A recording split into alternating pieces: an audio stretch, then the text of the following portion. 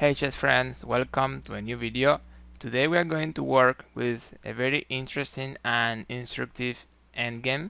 We have this position on the board with king and rook versus king and pawn. It is white's turn and white can win here. Black pawn promotes like this.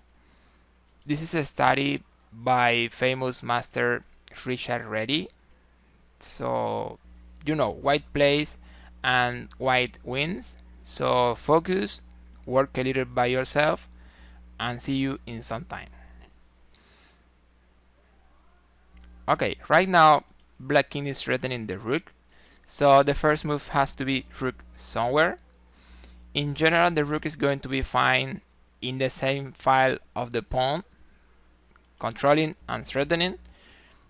Also, usually we are going to move the rook as far as possible from the enemy king, so a move like rook d1 makes a lot of sense right now. However, we have another big problem in this position, and it is the situation we have here with our king. If we want to win this endgame, we will need the king over here threatening the pawn so we can capture it. But with the king here, it's not going to be possible. Also notice that this king is pushing a lot here. This is what Boresky calls shouldering. So if our king wants to come to threaten a black pawn, white king has to do something like this. But if in some point the king moves to a side, it can continue hindering our king. So this is something we need to keep in mind in this kind of positions.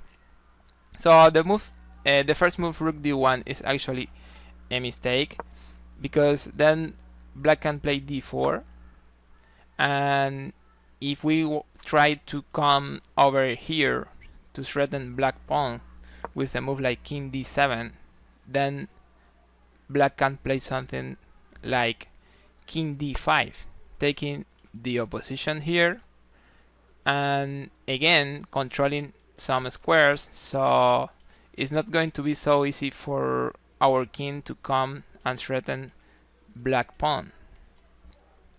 Also notice that white rook isn't the best square right now. It means that it's not going to be possible to make a tempo with white rook, so white can get back the opposition and force black king to move somewhere, because if the rook makes a tempo in the rank, then black can advance the pawn, and that's not good. And also, if white rook makes a tempo in the file, then the rook can be too exposed, and black king will get it very soon. So, as white rook isn't the best square right now, there's no way to do a good tempo in this position, and that's something very important, and it's going to help us to get to the right move in the initial position.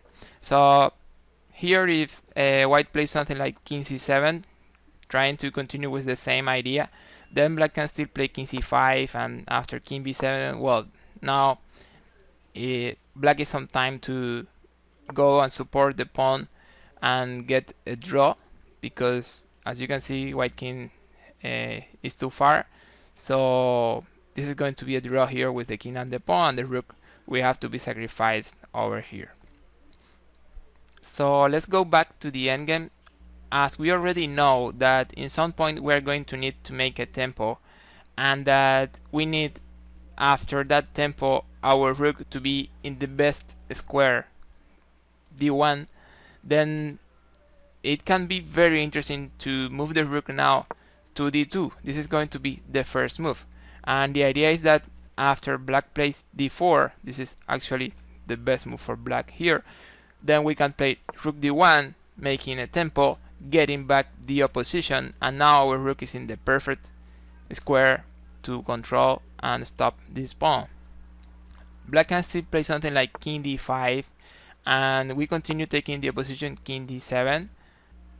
Now we are ready, and if black king advances over a side, we are going to move our king over the other side, so black king is not going to be hindering our king as it goes to threaten black pawn. So let's say king c4, then white plays king e6.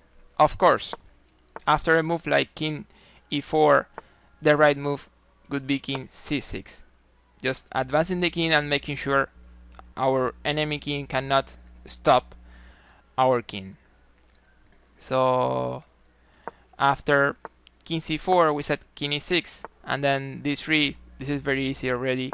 Then king e5, and we just threaten the pawn, and we are on time to attack it and remove it. So a quick look at the whole endgame. The first move is rook d2. The best square for the rook is d1, but we already know that we are going to need to make a tempo, and we want that after that tempo the rook is in the perfect position, so we don't go directly there because we will go there when we make the tempo. So d4 and then rook d1. Now we take the opposition, and we are going to advance with our king over the opposite side. So after something like this, then king e6, and we are going to be on time to threaten and capture black pawn.